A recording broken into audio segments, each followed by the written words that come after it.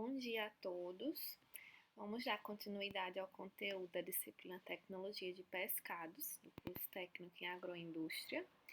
Então, vou passar algumas nuances, algumas definições e depois a gente vai juntar esses conteúdos e fazer algumas atividades, ok? A técnica de defumação ela vai consistir nada mais em submeter o pescado ao contato com a fumaça e essa fumaça ela é produzida pela queima de uma madeira.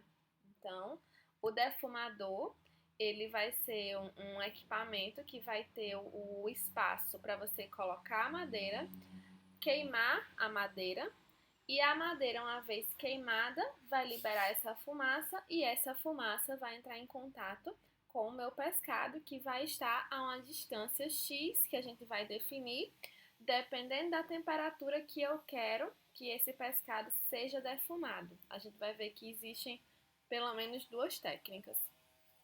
Então, enquanto a salga ela não é favorecida lá, enquanto que a salga não era o melhor método para pescados com alto teor de gordura, a defumação ela já é uma técnica muito boa para pescados gordos. Por quê, gente? Porque a gente, durante a defumação, como eu já falei, vai ser liberado os compostos, né, provenientes da fumaça, da madeira, da queima da madeira. E quem gruda esses componentes da fumaça no pescado é a gordura. Então é muito comum vocês verem o pescado ele ser defumado com pele. Por quê? Justamente entre a pele e o músculo é que existe um teor X de gordura e essas gotículas de gordura vão ajudar a segurar os componentes da fumaça, ok?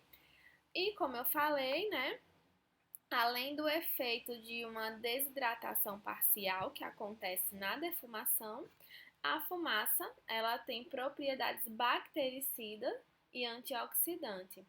E o fato de ser bactericida e antioxidante vai prolongar a vida útil do meu produto. O efeito bactericida nada mais é do que o efeito de destruir, não é, a sobrevivência microbiana. E o efeito antioxidante, a gente vai falar um pouquinho que nada mais é do que frear a oxidação das gorduras, de evitar a formação de ranço nos produtos que têm alto teor de gordura, ok? Então, os componentes da fumaça, né? A gente está falando que além do efeito de desidratação parcial, é ter uma remoção de água, mas a defumação ela tem um poder conservativo por conta desses componentes. E aí, professora, que componente é esse que se fala tanto que ele vai salvar a pátria aqui na defumação? Pessoal, esses componentes são diversos componentes que tem na sua estrutura uma substância, um grupo chamado de fenol, né? Acho que vocês já devem ter escutado em alguma fase da vida de vocês, lendo alguma coisa, algum material, alguma matéria de revista falando de alimentos, de questão saudável. Então, eu acho que vocês já devem ter visto em alguma vez na vida a história de compostos fenólicos. E o que são esses compostos fenólicos? São compostos que vão ter dentro da sua fórmula esse grupo que está no cantinho à direita no slide de vocês, né? É esse grupo que é um anelzinho aromático ligado a um hidroxila, a esse OH. Então, ele tem essa estrutura, né? Então, isso é o fenol. Os compostos que têm fenol são chamados de compostos fenólicos. E já é bem conhecido na literatura que esses compostos fenólicos têm uma excelente ação antioxidante. Então, eles freiam a oxidação, ok? Também foi visto que os compostos fenólicos, né, que os fenóis, eles que têm efeito bactericida, ok? Além disso, vão ter outros componentes gerados na fumaça, que vão me dar, né, esse efeito bactericida, que vão me dar efeitos na cor. Então, observem vocês, na foto no cantinho direito aí inferior, a gente tem os ganchinhos com o pescado sendo defumado. Então, a gente percebe o quê? Que ele escurece, né? É muito comum para o defumado ele passar por esse escurecimento. E esse escurecimento vai se dar, né, atribuído aos compostos carbonílicos que são formados na reação de Maillard.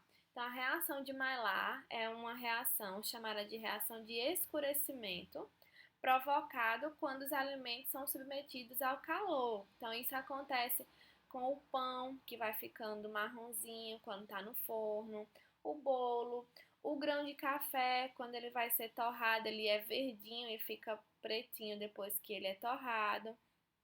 Então, no pescado, você vê aí na pele do pescado o escurecimento proveniente de uma reação de Maillard que acontece, né, gerando esses compostos carbonílicos. E aí vai dar esse efeito na cor da pele do pescado. Esses compostos carbonílicos, esses compostos fenólicos e alguns ácidos orgânicos, e esses ácidos orgânicos, diga-se de passagem, são os ácidos graxos também. Ácidos graxos, estamos falando da gordura do pescado, eles estão relacionados a efeitos no aroma. Então, o calor vai fazer com que essas reações aconteçam, e a reação de Maillard também provoca efeito de aroma. Ok? Então, a gente vai sentir aquele aroma característico de peixe e a gente vai sentir aquele aroma característico de um produto defumado, que só ele tem, né? E, como eu falei, o efeito antioxidante que vai acontecer por causa dos compostos fenólicos.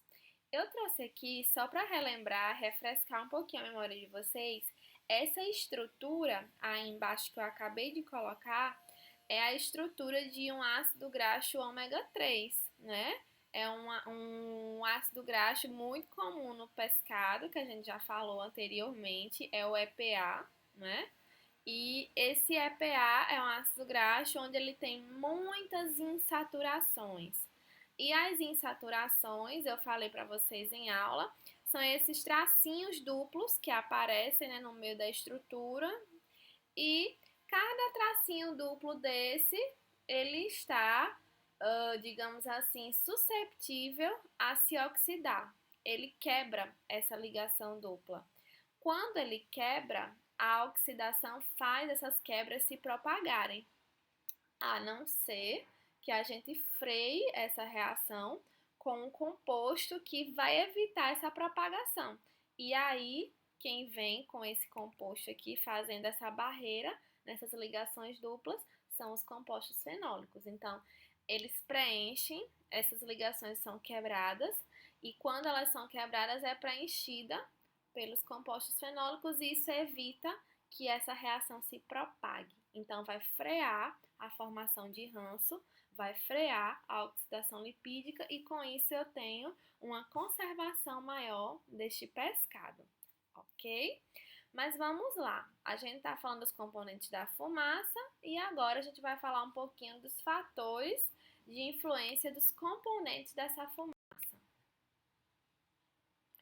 Então, primeiramente, né, falando dos fatores de influência, a gente precisa saber um pouquinho de que é feita essa madeira, porque essa fumaça vai ter esses compostos fenólicos que vai me dar essa ação bactericida e essa ação antioxidante. Então, vamos lá. A madeira, assim como vocês estão vendo na foto, né, ela não é homogênea, ela tem diversas formatos, espessuras, e isso vai me dar diferentes composições. Mas, né, de modo geral, essa composição ela é variável, mas é composta de 3 partes principais, que é a celulose, a hemicelulose e a lignina, né? A celulose e a hemicelulose a gente já conhece, né, que se tem extração de madeira para fazer papel, por exemplo, né, por conta da celulose.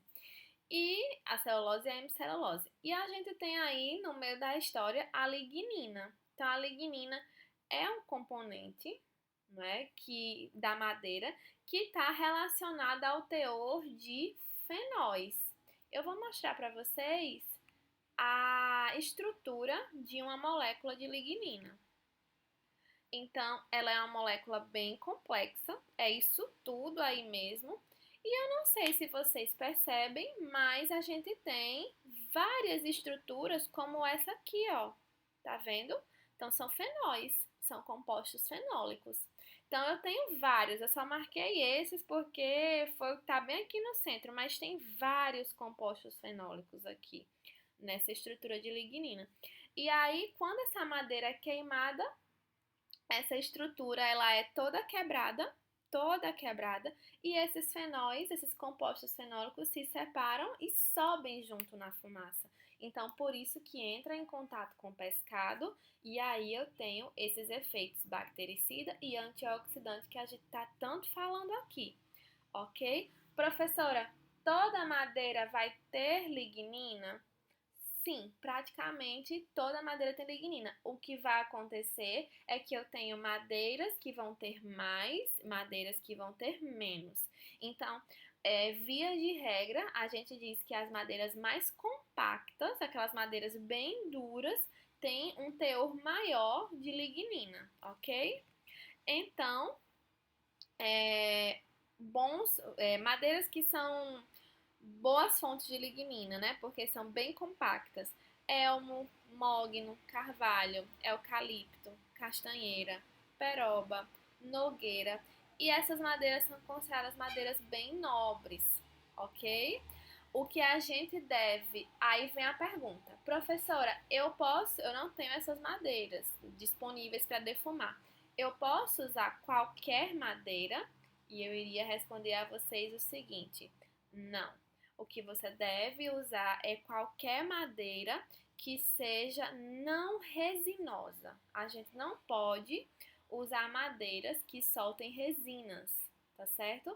Um exemplo de madeira resinosa são as coníferas, exemplo, pinheiros, enfim, plantas desse tipo, elas soltam a resina quando são queimadas. Então, além do fenol, seria muito bom, eu vou ter resinas também sendo liberadas na fumaça e existem estudos que falam que essas resinas elas podem ser tóxicas e até ser cancerígenas, tá certo? Se a gente ficar consumindo produtos que tenham essas resinas.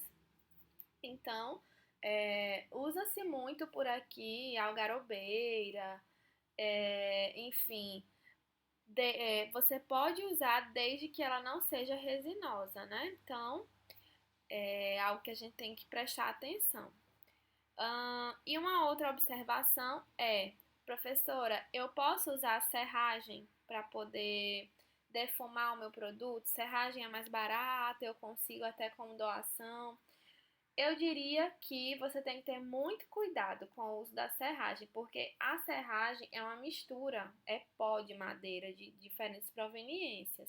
Então, você pode usar a serragem, desde que você conheça a procedência. Ah, eu estou usando uma serragem de mogno, ok. Mas se você não conhece a procedência, você vai pegar essa serragem está misturada de madeira resinosa com não resinosa, então não é recomendável usar. Pelo sim e pelo não, eu diria que não, que vocês não utilizassem. Só se você tiver certeza que essa serragem ela é de procedência conhecida, né, e que não vai trazer nenhum prejuízo ao seu produto que você vai defumar. O que a gente sabe é, como a serragem ela já está toda fininha, a produção de fumaça vai ser mais rápida. Mas não adianta você ir para o mais rápido e não ter conhecimento da procedência dessa madeira, ok? Pelo sim, pelo não, se você tem dúvidas, não use. Outro fator de influência é com relação à temperatura em que a gente faz a queima dessa madeira.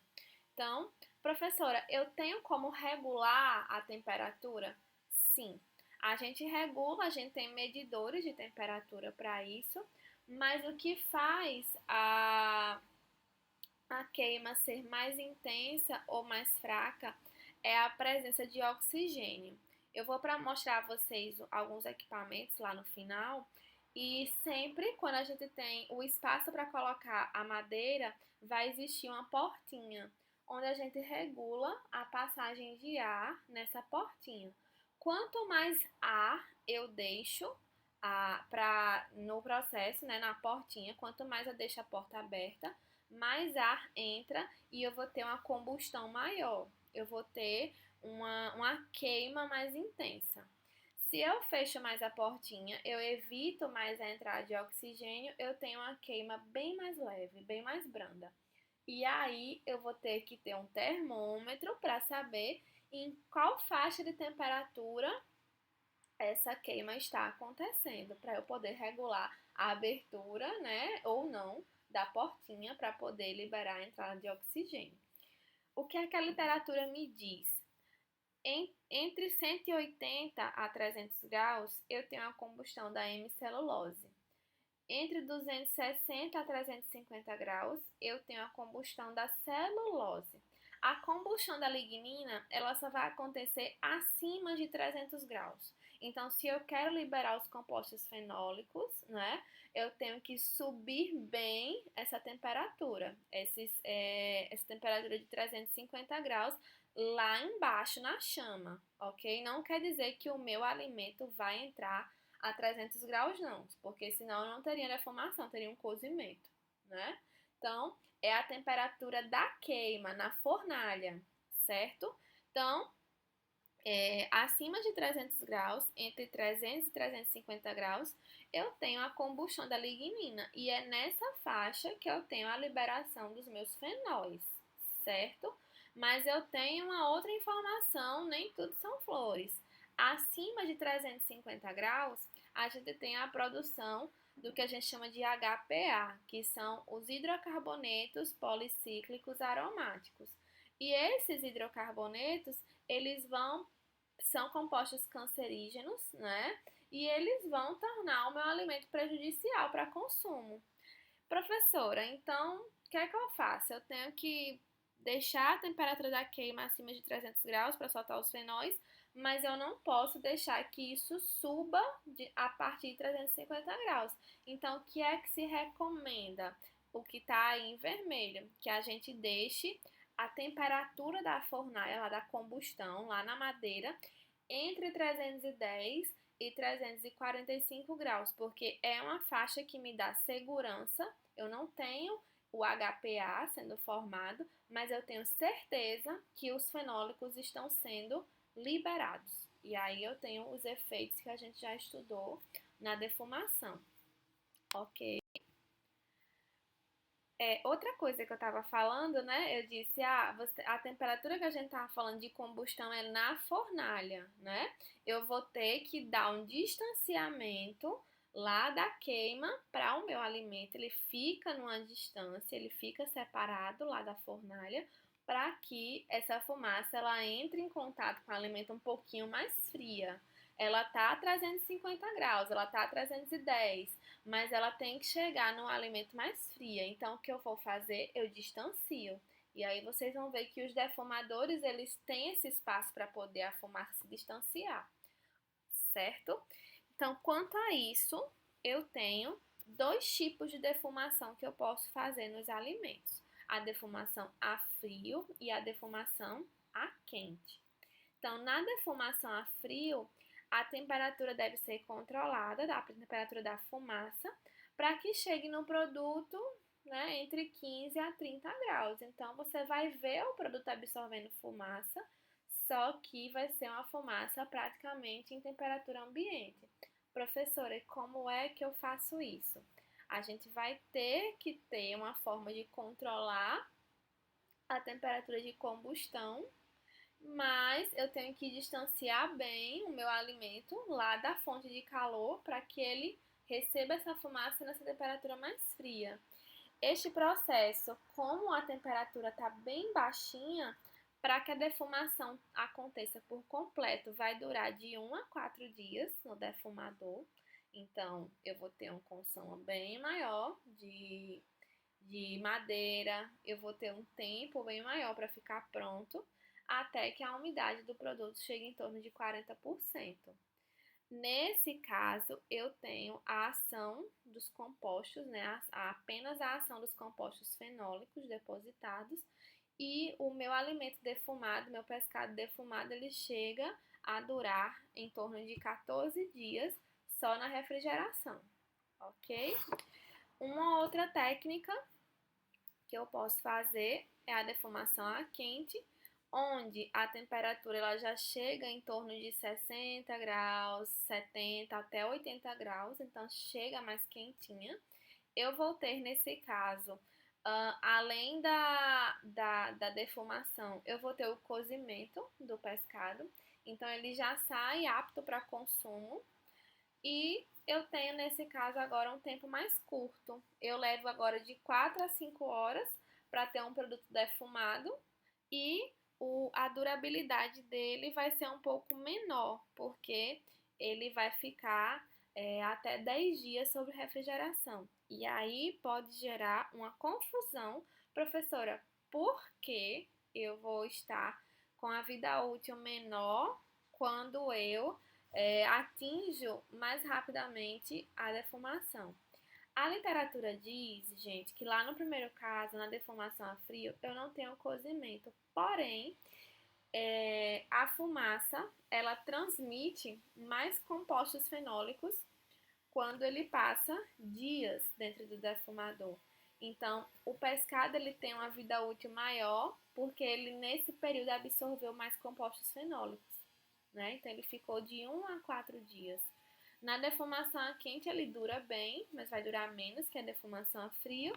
E como ele atinge o ponto final, a umidade de 40% em horas e não em dias, ele não absorve tantos compostos fenólicos. Então, isso vai me dar uma vida útil reduzida, ok? Eu tenho alguns métodos mais modernos, digamos assim, não é? Mas não chega a ser, de fato, a defumação como definida na portaria, né, do Ministério da Agricultura e Pecuária aqui do Brasil. Então, eu tenho uso, no caso, de aplicação direta da fumaça no produto. Então, hoje você encontra no mercado, eu trouxe até essas imagens para vocês verem, de fumaça líquida e fumaça em pó, né? Então, eu não sei se vai dar para vocês darem uma olhada, mesmo mas quem quiser pode dar uma pesquisada na internet. Você pode comprar essa fumaça líquida, ela é produzida da queima da madeira e retida, né, resfriada num recipiente, e aí você aplica no produto que você quiser. Você pode comprar a fumaça líquida, inclusive escolhendo a madeira. Então, essa última, por exemplo, que está em inglês, né, Liquid Smoke, a fumaça líquida no cantinho direito, eu estava olhando no site dela que você escolhe, essa daí é a partir da árvore que produz a noz pecan, né? Então, é uma árvore de produção de castanha, né? Para poder conferir algum aroma especial no teu produto. E professora, como é que eu faria essa aplicação? Ou você faz durante produção de algum produto, tipo um hambúrguer, uma linguiça, ou você faz a aplicação direta, tem alguns frasquinhos, como esse primeiro que são em spray, você faz a aplicação direta nele, deixa secar um pouquinho, ou coloca direto na fórmula, ou você pode preparar uma salmoura, fazer uma solução, né, colocar uma quantidade X de sal e colocar um pouco da fumaça e deixar o teu produto por um certo tempo em contato com essa salmoura, que vai receber o sal e a fumaça, ok? E também pode ser usado nas mesmas finalidades que a gente acabou de mostrar, a fumaça em pó, né? E pode ser introduzido da mesma forma, ou na fórmula, se você estiver fazendo um produto derivado, ou se você estiver usando um corte inteiro ou o pescado inteiro, você pode fazer a salmoura diluindo, né, essa fumaça em pó e o sal em água, pode colocar outros condimentos também e fazer essa absorção desses compostos, ok? Não vai ser da mesma forma que vai absorver os fenólicos, é mais para uma questão de dar esse sabor de defumado nos alimentos, certo? Como eu falei, né, vou mostrar para vocês alguns defumadores, alguns equipamentos para defumação. Essa defumação, gente, ela pode ser um defumador de alvenaria, como vocês estão vendo esse desenho, né? É uma construção onde você tem lá embaixo a portinha para colocar a madeira, para permitir a entrada de ar, e você pode ver a distância que o alimento está. Tem que ser um espaço bem considerável para a distância que você coloca a madeira, né? Então, tem uma gradezinha para filtrar essa fumaça, para não vir com fuligem da madeira. Você tem como regular a temperatura, você tem como permitir a entrada e a saída do ar para ter uma renovação. E na foto do meio, a gente tem um esquema deste mesmo defumador sendo um equipamentozinho de inox, onde você tem a portinha lá embaixo que você coloca a madeira. Tem como se fosse uma gavetinha em cima, e essa gavetinha que vai fazer o controle da entrada de oxigênio na queima. E tem um espacinho para você colocar umas bandejinhas para você colocar o alimento a ser defumado. Quanto mais distante da fornalha você coloca, mais fria essa fumaça vai chegar em contato com o produto, tá certo? Tem alguns exemplos também de defumadores artesanais, inclusive lá no laboratório da Ranicultura tem um desses de tambor, né? Que ele pode ser feito com aqueles tambores que vêm de indústria, né? Então ele explica como você pode fazer. E esse primeiro é um defumador de manilha, aquelas manilhas mesmo que usam em sistemas de captação de água, né?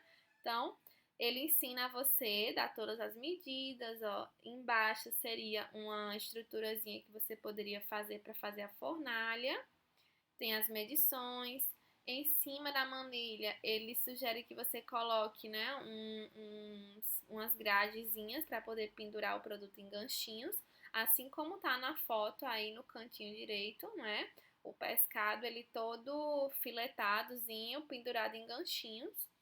Ou você pode colocar hastezinhas de madeira também para poder pendurar esse pescado. E aí você pode posicionar mais perto ou mais distante, como eu falei. Quanto mais perto a fumaça vai ser mais quente, e quanto mais distante a fumaça vai estar mais fria. E aí eu trago para vocês um fluxograma como eu poderia fazer uma defumação em pescados. Então, tudo começa com a recepção dos peixes, do camarão, do pescado que eu vou trabalhar. Eu faço uma pesagem, faço uma pré-lavagem, faço toda a etapa, né, no abate, eviscera, faz a toalete, descama. Se você for filetar, você fileta, se não, você já prepara o pescado na forma que você vai colocar. Aí na foto ele está sem cabeça e eviscerado, né? Mas ele está inteiro, né? O pescado ele não foi filetado, tá com pele. Então ele primeiramente ele vai ser submetido a uma salga, geralmente salga úmida, ok? Depois que essa salga ele fica 24 horas, né, em uma salmoura. Depois que ele passa pela salga, a gente deixa um período ele secando para tirar o excesso de água da salmoura desse pescado. Então ele fica em torno de 1 hora mais ou menos, né? Saindo esse excesso de água. A gente vai fazer a secagem, né, desse produto, deixar ele bem sequinho. Vai pesar o produto, colocar no defumador, esperar a defumação acontecer. Depois disso a gente resfria e aí a gente embala e armazena. ok? Então seria isso, pessoal. Se vocês tiverem qualquer dúvida, a gente está à disposição e logo logo eu estarei passando, né, uma atividade para vocês, certo? Tenham todos um excelente dia e qualquer dúvida é só perguntar por aqui, ok? Tchau, tchau!